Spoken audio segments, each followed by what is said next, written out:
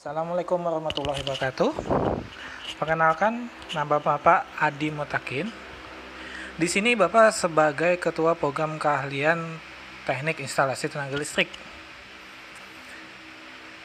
Pasti dari kalian masih belum mengetahui apa yang namanya Teknik Instalasi Tenaga Listrik, yaitu TITL. Oke, di sini Bapak akan menjelaskan supaya kalian mengerti apa yang dimaksud dengan TITL. TITL adalah Teknik Instalasi Tenaga Listrik, yang mana rumpun bidang keahliannya adalah teknologi rekayasa. Untuk program studi keahliannya adalah teknik ketenaga listrikan. Jadi di bawah dari teknik ketenaga listrikan terbagi 3 program keahlian. 3 program keahlian tersebut adalah teknik instalasi tenaga listrik, teknik jaringan tenaga listrik, dan terakhir teknik pendingin dan tata udara.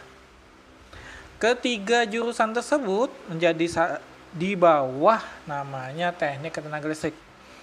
Dan di SMK ini baru dibuka, yaitu adalah teknik ketenaga listrikan. Mungkin kalian bertanya,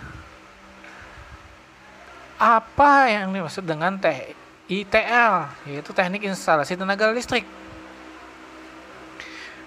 Pasti kalian ingin tahu juga masa depannya seperti apa, kemudian prospek untuk kedepannya seperti apa.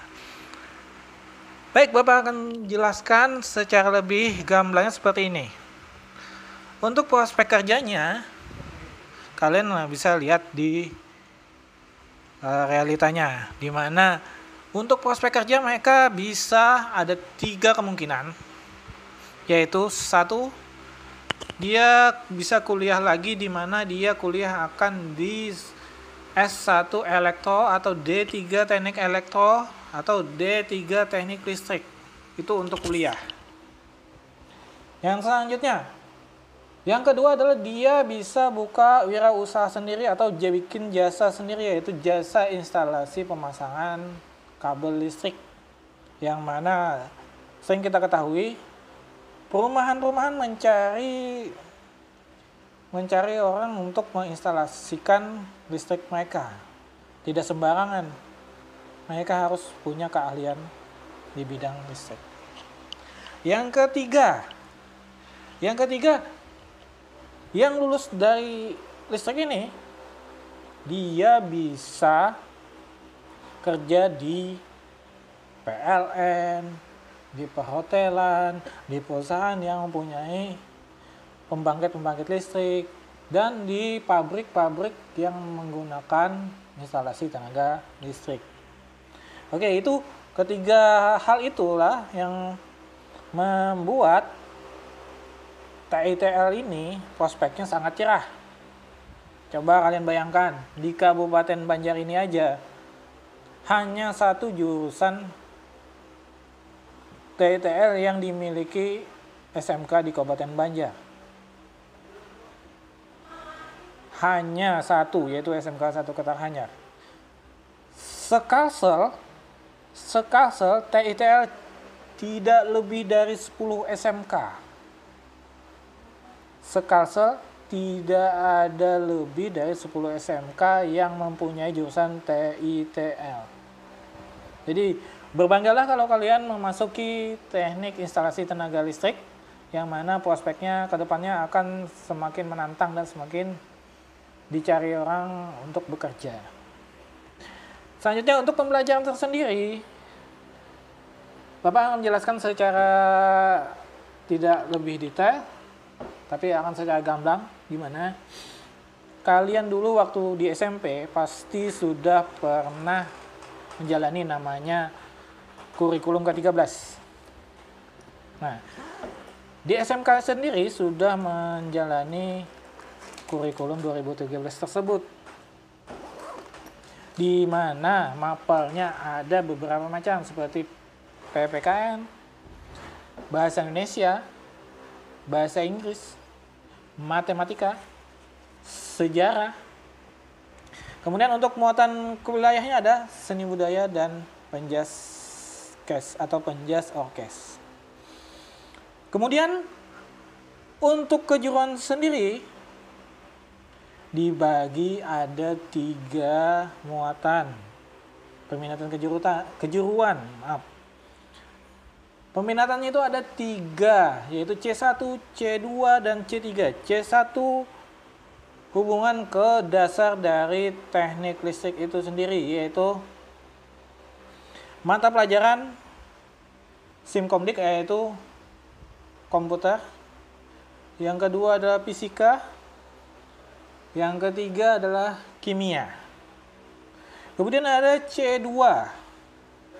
C2 tersebut adalah mapel yang mengarah ke kejuruannya tersebut.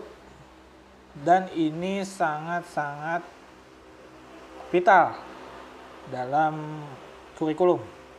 Di mana salah satu saja mata pelajaran C2 tidak lulus atau tidak tuntas, maka dia kemungkinan bisa mengulang untuk tahun depan.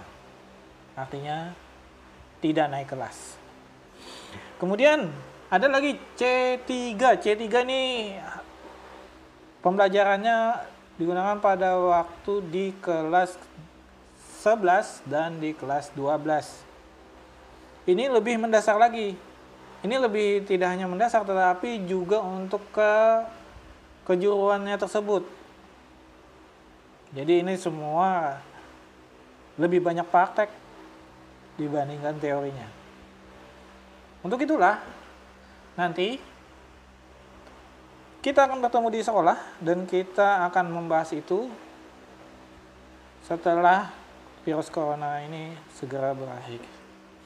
Kemudian kalian pasti bertanya, Pak, apa bedanya SMA SMK?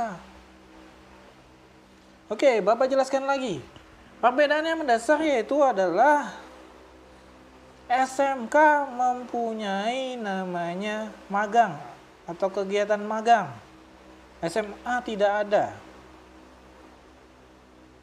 SMA tidak ada. Magang yang dilaksanakan di SMK itu berkisar dari 3 bulan sampai 6 bulan. Dan itu wajib dilaksanakan. Dan kemudian ada ujian magangnya. Bila satu saja bermasalah di magang, dia akan bermasalah untuk selanjutnya pembelajaran.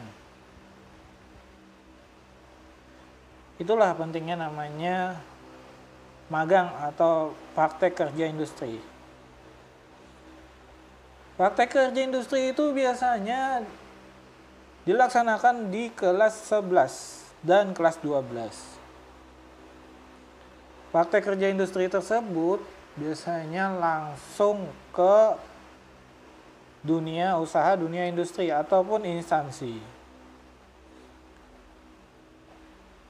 Dan Bapak inginkan kalian jangan berkecil hati. TETL jurusan baru tapi nanti akan mendobrak kemajuan sekolah ini. Kemudian sedikit lagi Bapak jelaskan tentang nanti tujuan akhir kalian. Tujuan akhir kalian dari kelas 10 sampai di kelas 12 adalah kalian menyelesaikan pembelajaran setiap tahunnya. Jadi setiap tahun ada 2 kali penilaian akhir semester. Di kelas 11 penilaian akhir semester selesaikan juga. Dan terakhir di ujungnya nanti di kelas 12 kalian akan mengikuti namanya ujian kompetensi kejuruan dan ujian nasional. Tapi mungkin ujian nasional nanti dihapus, tapi kita tidak akan tahu seperti apa selanjutnya. Tapi yang jelas persiapkan diri kalian untuk belajar lebih giat lagi. Baik, itu saja yang bisa Bapak sampaikan. Tetap semangat di masa pandemi ini. Dan Bapak harap jangan banyak keluar dari rumah, kurangi kegiatan-kegiatan di luar rumah, dan tetap belajar di rumah. Sekian dan terima kasih. Wassalamualaikum warahmatullahi wabarakatuh.